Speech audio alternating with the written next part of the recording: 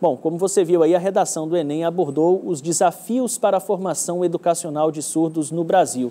Um tema que foi considerado para muitos candidatos bastante complexo e surpreendente, por que não dizer. Para falar mais sobre esse assunto, a gente conversa aqui no estúdio com o professor de redação, Domingos Dias. Bom dia, professor. Bom dia, Tiago. Bom dia a todos os ouvintes, sobretudo aos vestibulandos.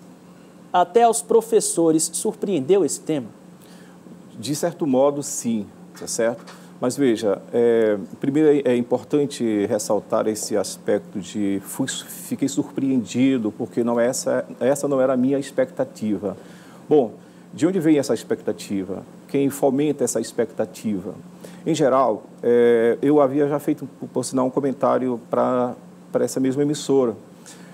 O Enem não costuma fugir muito de certos padrões, sempre temas relacionados às novas tecnologias, ao meio ambiente, os temas sociais, e dentre os temas sociais, uma certa preferência ou inclinação para aqueles que incluem as minorias sociais ou os grupos mais vulneráveis. Sempre foi isso, sempre. Ocorre que, às vezes, o próprio professor ou alguns alunos, ou muitos alunos mesmo, começam a criar expectativas em torno de um tipo específico, certo? Então, são essas expectativas que são difundidas, que terminam por frustrar o candidato. Claro que o tema não surpreende porque pede uma reflexão sobre um portador de necessidade especial. Eu acho que qualquer professor de redação, em qualquer escola, tem alertado ao aluno sobre a possibilidade de um tema sobre um portador de necessidade especial. Mas especificamente para esse fim, certamente ninguém trabalhou em sala de aula, né, professor? Muito improvável que alguém tenha trabalhado. E tem mais um detalhe. Isso é importante, é a minha crítica a um pequeno detalhe da proposta. O fato de você escolher um tipo social, certo? Uma minoria social, não quer dizer necessariamente que se possa cobrar qualquer perspectiva, certo? Qualquer perspectiva. Quando o aluno se depara com a perspectiva em torno dos mudos, a perspectiva formação educacional, garanto a você que mesmo os professores, se tivessem o desafio de escrever a esse respeito, teriam muita dificuldade, está certo? Porque essa é uma realidade brasileira. Ainda temos muita dificuldade em compreender esse processo de formação da pessoa portadora desse problema, o mudo, né? Sobretudo o mudo. Então, a formação educacional é uma coisa muito específica, sim, indiscutivelmente.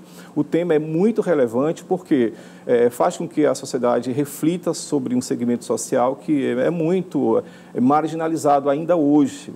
Mas pedir uma reflexão específica sobre a formação educacional talvez tenha exigido do candidato conhecimentos mais específicos sobre pedagogia, metodologia, didática, tá certo? E isso certamente foi um embaraço para muitos alunos, talvez para a maioria. Esse aspecto, creio, tem sido o grande desafio que seria, inclusive, para os professores também. O que o senhor escutou de candidatos que o senhor mesmo participou da preparação? Não saber exatamente o que falar da formação específica, porque, convenhamos, a preocupação com a formação é muito típica para o professor ou para a instituição que precisa trabalhar esse aspecto. Nesse sentido, o aluno está com a razão. Afinal de contas, qualquer curso de redação, qualquer disciplina de redação na escola, talvez não tenha trabalhado exatamente a formação educacional, certo? Mas a condição de marginalidade em que ainda se encontra não somente os mudos, mas outros iguais aos mudos que também sofrem as consequências do preconceito social.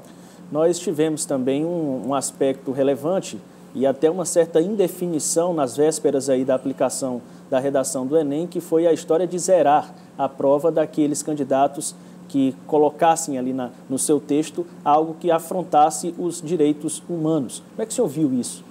Eu vejo como... Isso gerou também uma desestabilidade, digamos assim, entre os candidatos? O que o senhor verifica? Creio que não tenha gerado nenhuma desestabilidade nos candidatos, porque, convenhamos, eles continuaram com a ideia inteligente, razoável, de, em suas abordagens, sobretudo na hora de se propor uma intervenção continuarem a respeitar os direitos humanos e as diversidades socioculturais.